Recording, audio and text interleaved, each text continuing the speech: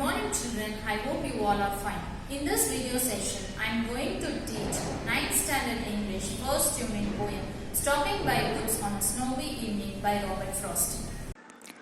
Stopping by woods on a snowy evening. It is one of the most important and wonderful poem in English literature. This poem has not only depict about the beautification and glorification of nature, winter and calmness, it also have a symbolic meaning, that is a hidden meaning, that one must have a goal oriented in one's life and one should not distract by attractions or temptations of life. Let's have a look about the author. The author name is Robert Frost. He born on 26th of March 1874. He was an influential American poet. His poetry was in great esteem. He is best known for his realistic depictions of the life in the countryside. He died in January 29, 1963. The critical analysis of the poem.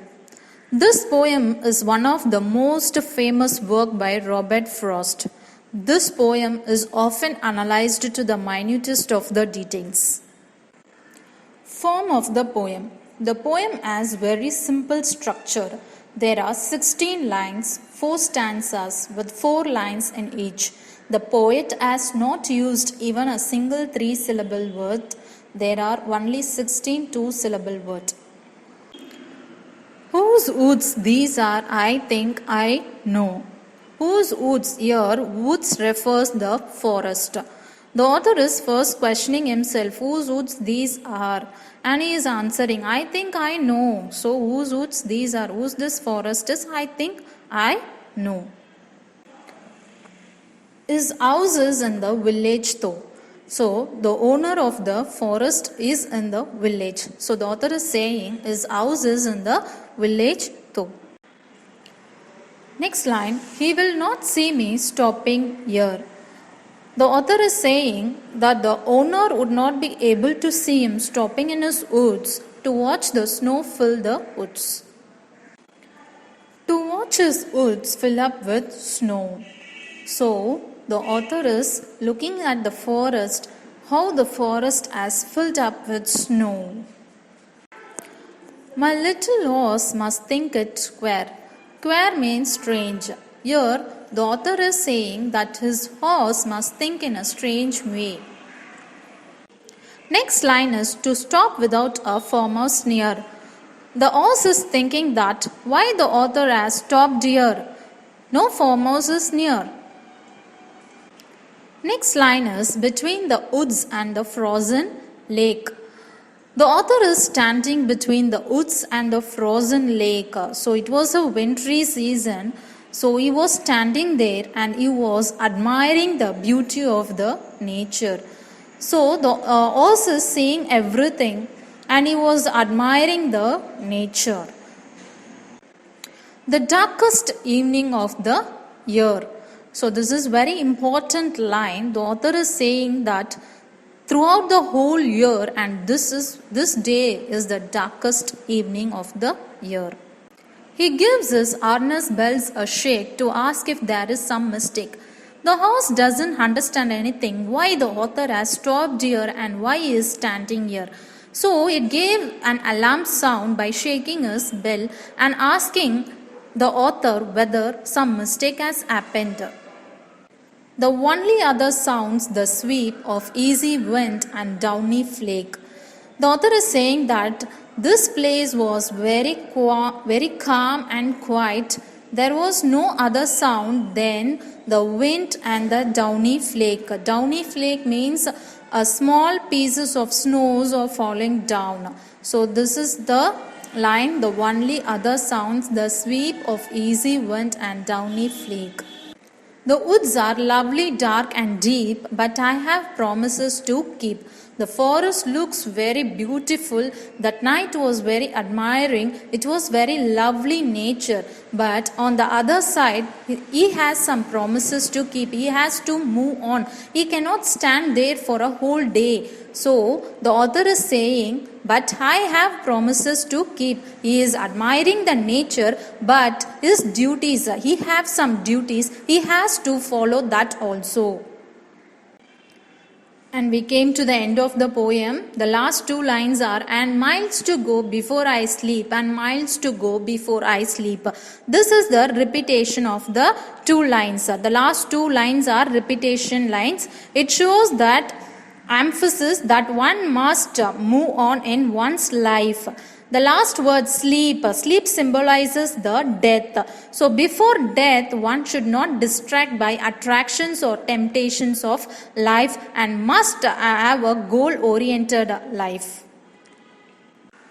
The lines follow iambic meter with 4 stressed syllables in each line, and the rhyming scheme is somewhat complex here.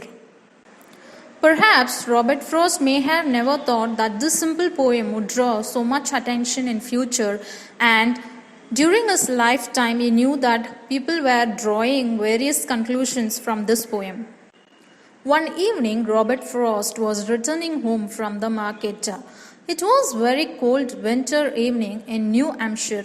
His market trip was unsuccessful.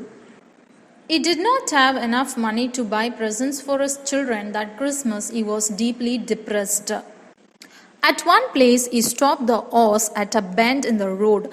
He meant to cry there, but the shaking of the harness bell by his horse brought a smile to his face, and he continued his journey back home. At that point, he was inspired to write this poem. On higher interpretation, miles to go before I sleep could be understood that the speaker has to complete certain tasks before he dies. The speaker stops there, but the line think it queer suggests that the speaker seems to be telling that even his horse understands that stopping there is not normal. If we analyze this poem from a philosophical angle, it seems to be a very beautiful poem which reminds us that for all the beautiful things attracting us in this world, we must leave this world on the appointed time. The beautiful woods, falling snow, etc. can be taken as the attractions in this world, and sleep can be understood as death. Here I have given you the refers and means. Now if you see the refers, your I and me refers to the poet, and if you see the lines, second line, third and fourth, here he and his refers to the villages, and if you see the ninth line, he refers to the horse, and you can go through the glossaries also. Now we'll move to the figures of speech. The figures of speech used here is alliteration. Alliteration is nothing but repetition of first letter of words in the same line is called alliteration. If you see the first line, first word whose and the second word woods, these both words are start with the same letter W. So these are called as alliteration. And the last line, watch is woods. So watch and woods starts with the same letter W, and these are called as alliteration.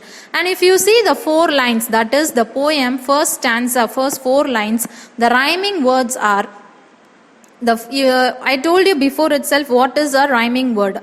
A rhyming word is nothing but 2 or more words that have the same or similar ending sounds.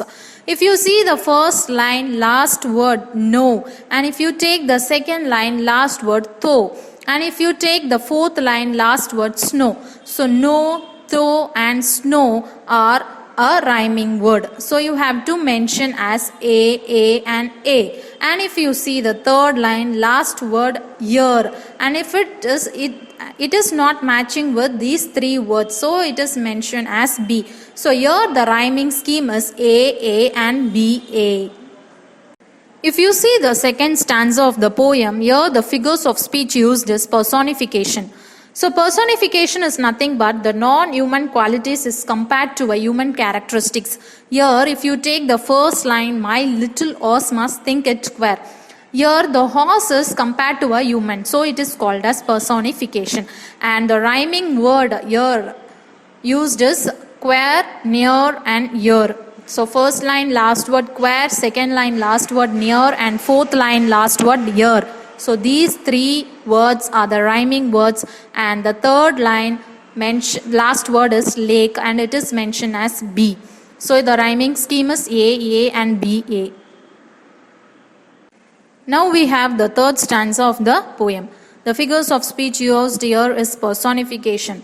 So here the horse is compared to a human characteristic, so we call these as a personification. If you take the rhyming words, first line last word shake, second line last word mistake and fourth line last word flake, and these three are called as rhyming words, and the third line last word sweep is not a rhyming word and it is not matching with the other rhyming words. So the rhyming scheme is A and B, A.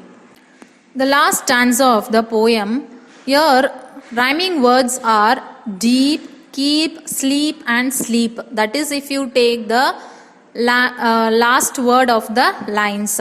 So deep, keep, sleep and sleep. All the four words are the rhyming words.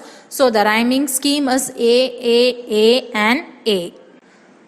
Jawaharlal Nehru, the former Prime Minister of India, added the last two lines of this poem written in block letters and placed it on his desk, as these lines reminded him of his responsibilities. Now we came to the end of the session. Thank you, children. I have given you the book back questions. You can go through that.